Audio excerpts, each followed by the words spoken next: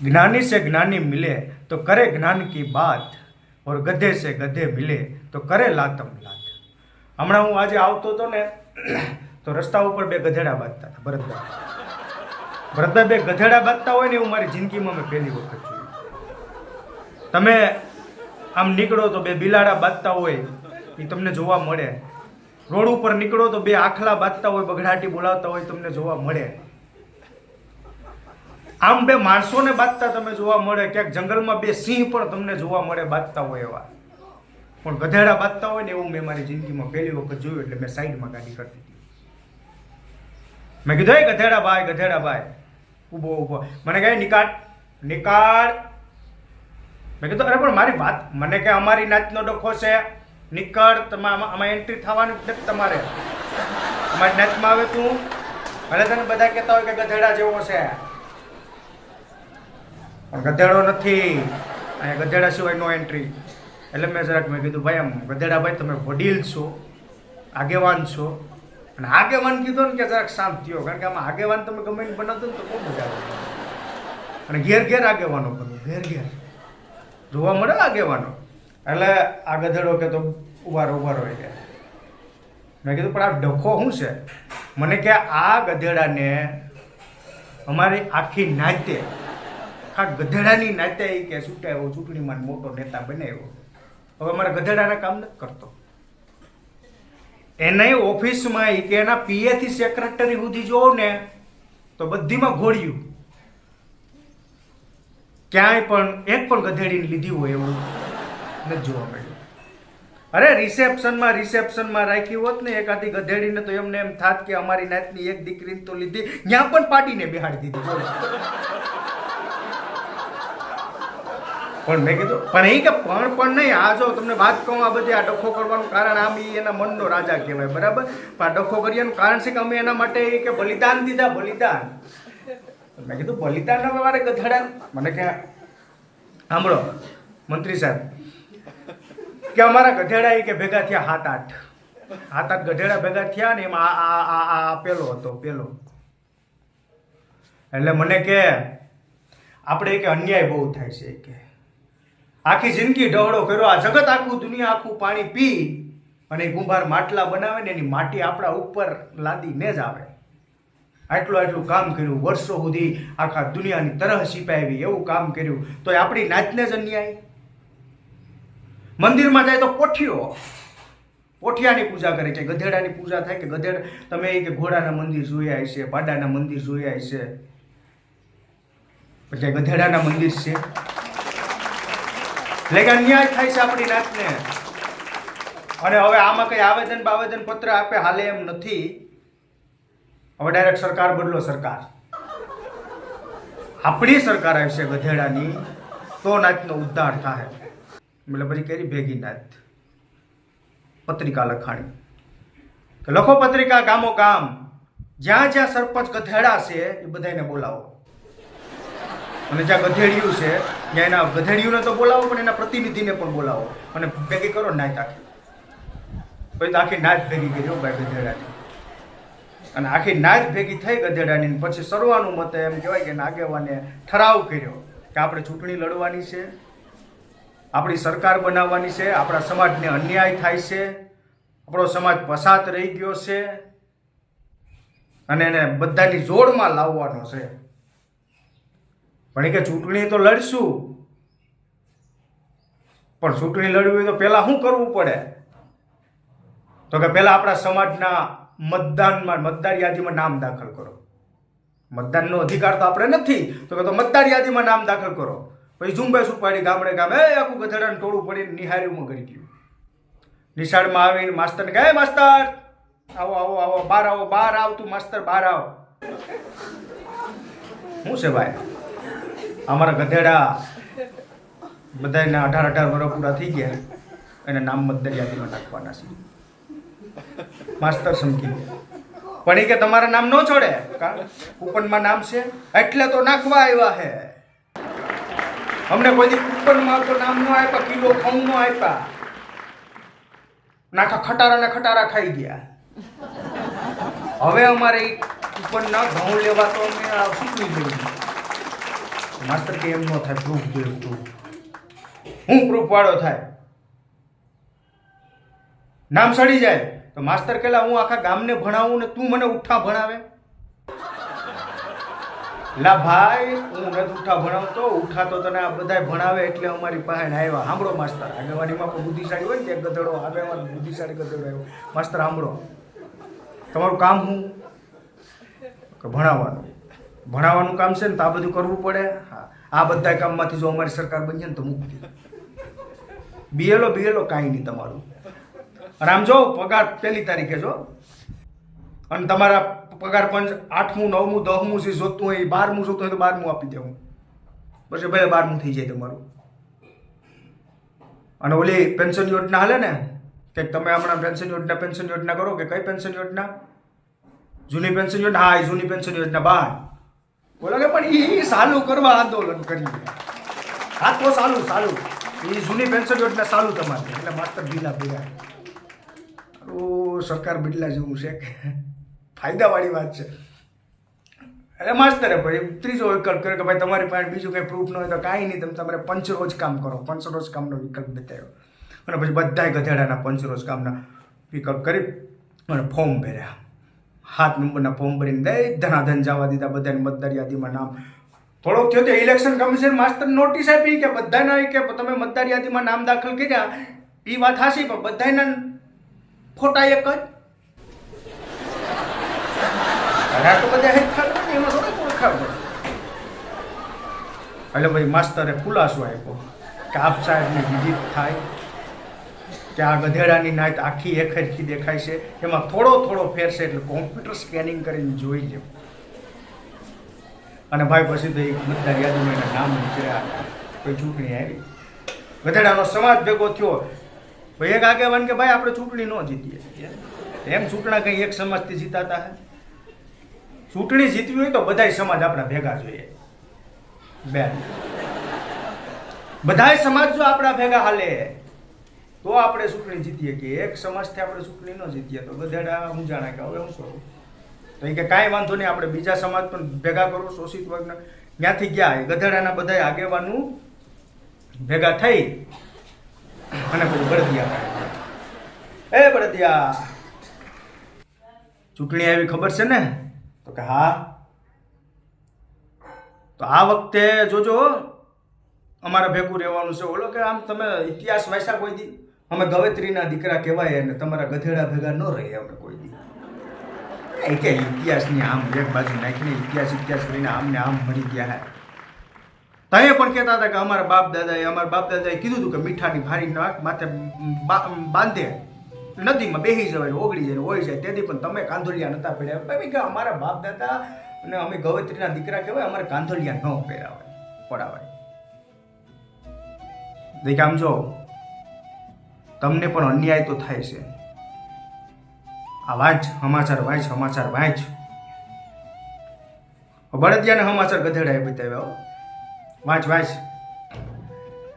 આમાં લખ્યું કે ગામના ગૌશરણ આખલા સરી ગયા. ખાવા ગયા તમે કોઈ દી? તમારે માતાનું ગૌશરણનું જમીન એ પચાવી ગયા ઓલા માણસો અને નામ લખે કે તમારા આખલા સરી ગયા. અન્યાય થયો કે એટલે બળદિયો કે વાત હાસી છે.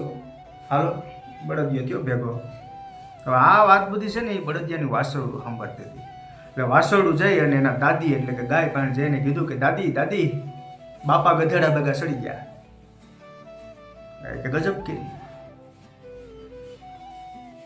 એટલે ગાયે જઈ અને કીધું કે એ બળદ અહીંયા માં હવે કઈ નહીં થાય કે હમણે અન્યાય થાય છે. અન્યાયની મોટી નો થા મને અહીંયા બે અહીંયા આવતો રહે. હું લખ્યું એમાં તો કે ગૌશરણ આખલા ખાઈ ગયા. ગૌશરણ આખલા ખાઈ ગયા એટલે તું જા. તારા બાપ આખલા ખાઈ ગયા ને તો એમાંથી તો ક્યાંક કટકો બટકો મળીએ. કોક આમ ખીહેર ના દીધી, મકર સંક્રાંતિ ને દી 5 પૂરા નાખીએ, પણ આ ગધેડાના હાથમાં જાય ને તો કઈ નહીં મળે. પાસો અને બળદિયો બેહી ગયા. ગધેડા ઊંચા માંડ કરીને મેર કર્યો તો હવે શું કરું? એટલે ગધેડાએ વિચાર કર્યો કે હવે જો ચૂંટણી જીતવી હોય તો આ બળદિયા છે ને એનાથી મોટી નાયત હોય ને એને આપણા ભેગી લેવી પડે. એટલે વિચાર કર્યો કોની પાસે જાઉં.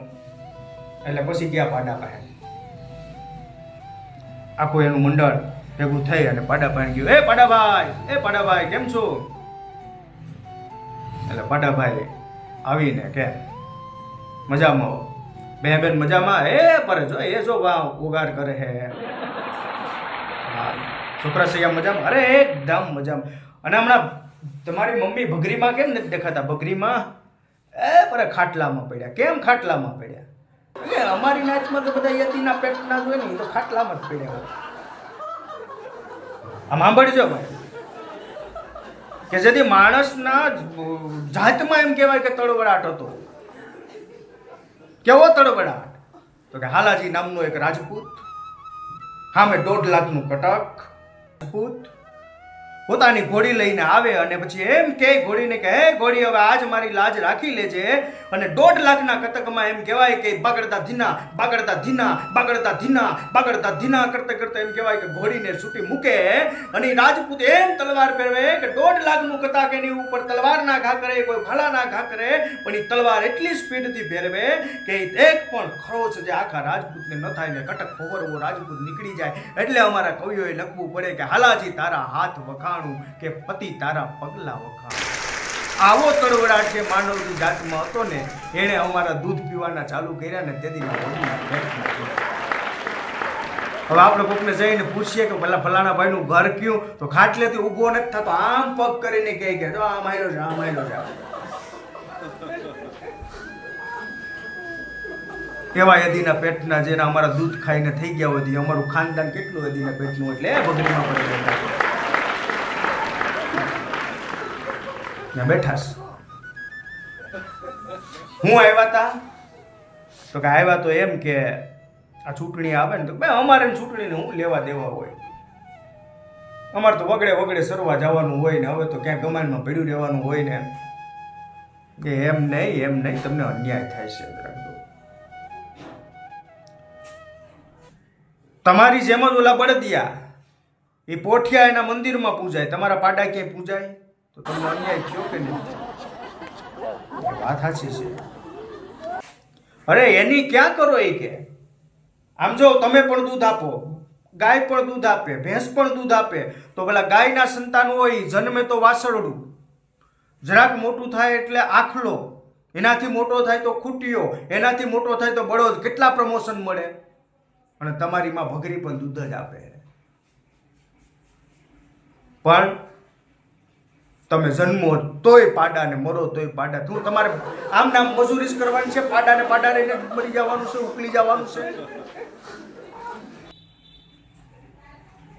એટલે પાડા ને મગજમાં વાત બેઠી કે મારે સારું થાય તો છે અન્યાય કે તો હું કરું? હાલો આવી જાવ અમારા ભેગા. પછી તો પાડાઓ ને ભેવું ને યાડિયાઓ ને આ ને તે ને બધાને ભેગા કર્યા. પછી આખા બધા સમાજને જે આવા સમાજ હતા એને ભેગા કરી અને ગધેડાએ ચૂંટણીની જોંપલાવ્યું. અને એ પછી ચૂંટણીઓ સભાઓ થઈને એ સભાઓ ઉપર અમુક મહાત્મા સંતો મહાત્માને બોલાવ્યા અને એમાં વળી ગધેડાભાઈએ ભાષણ કરતા કરતા કીધું કે મિત્રો જો આમ તમારે બધાને છોકરા થયા છે, કારણ કે લગ્ન તો તમે બધાએ કર્યા છે. અને મંડપ સ્ટેજ ઉપર એક બાપુ બેઠા હતા, એ બ્રહ્મચારી. निकल इसको नीचे निकालो, हम ब्रह्मचारी है, तपस्या करके आए हैं, बार बार चाल तक तपस्या की और ये बोलता है कि ये लगन किया है, निकालो नीचे. बोले बापू माफ करो बापू. अरे बापू बापू की तेरी चूंटनी की अच्छी की तेची सभा नहीं चाहिए हमें. अरे बापू मंत्री, अरे मंत्री मंत्री कच्ची नहीं, कुछ नहीं बनना है. चला हमारे ब्रह्मचर्य पर सवाल उठाता है तो कहे एम नहीं बापू, તમે સાંભળો, શાંત થાઓ, તમે આમ સંત કહેવાઓ, થોડો શીતળ સ્વભાવ રાખો. क्या शीतल स्वभाव रखे? पहले मेरी बात सुनो बापू आप आकी. તમારા भी લગ્ન થયા છે પણ બાત સુનો. મેરા લગ્ન થયા કાચ. અરે સાંભળો બાપુ સાંભળો. આપણે ત્યાં ભજન આવે છે ને, શું આવે છે? કેવું સ્વયંવર રસાણો સદગુરુ ના ધામ મારે, હેજયને પરણે શબદને સુરતાનાર રે હેવું સ્વયંવર હે રસાણો સદગુરુના ધામ મારે. અને બાપુ ટાઢા પડ્યા કે તમારી પણ તમારી સુરતા અને સદગુરુનો શબ્દ એને પરિણ્યા એટલે એ વાત કરું. બાપુ કે અચ્છા ગદ્દા અચ્છા ચલો. અને પછી તો ભાઈ આખી નાચ હાલી कि हमारा नेता कैसा हो सफेद गद्दा जैसा हो, हमारा नेता कैसा हो सफेद गद्दा जैसा हो. અને ભાઈ તો ચૂંટણી પ્રચાર મંડળ એમાં શિયાળી આવ્યા અને બે પોટલી ચડાવ્યો આપી દીધી. બે પોટલી આ કે આમાં આમ વિકાસમાં માને ને આ પોટલીઓ વાળા એને પોટલીઓ ચડાવો. બે પોટલી આવી આ ચટપાચ ચૂંટણીમાં ગદ્દા સિવાય વાત નહીં વિવાદ નહીં, ગદ્દા સિવાય વાત નહીં. અને પછી આખી ચૂંટણી પૂરી થઈ, રિઝલ્ટ આવ્યું અને પછી જીતી ગયો. અને જીતી ગયા પછી હવે આ અમારી નાતનું કામ નથી કરતો. બોલો તો ઓલો જે મંત્રી ગધેડો હતો ને મને કે સાંભળો, એની સાંભળી લીધી. મેં કીધું હા, હવે મારી સાંભળો. મેં કીધું તારી શું છે, આમાં તો પાકી ગયો. મને કે એમ નથી કે અમે જીત્યા પછી અમારે ક્યાંક જવાબ દેવા પડે. ભાઈ હું જીતી એમ જેવો આવ્યો ને એવા અમારી આ નાત્ય આમ ઉપદ્રવ મચાવી લીધો. હવે તો અમારી સરકાર બની ગઈ. અમારે એક ઠેકાણ લગ્ન થતા હતા. બોલો લગ્ન થતા હતા, અહીંયા બધા ગધેડા દોડાઈ ગયા. અહીંયા લગ્નના ગીત ગવાતા હતા કે ધમરે મારે સોના સિંહ, ધમરે મારે રૂપાના સિંહ, કે સોનાની હે ધોહરીએ ધોરીડા જોડા માણા રાજ. હેવા સોનાની હે ધોહરીએ ધોરીડા જોડા માણા રાજ. ન્યા અમારા ગધેડા પૂકી ગયા કે બંધ કરો, બંધ કરો, હાલો મંડપ પાડો બધી હેઠા. મને કે શું છે? અરે પાડો હેઠા પાડી નાખ, બંધ કરો આ બધું ગાવાનું.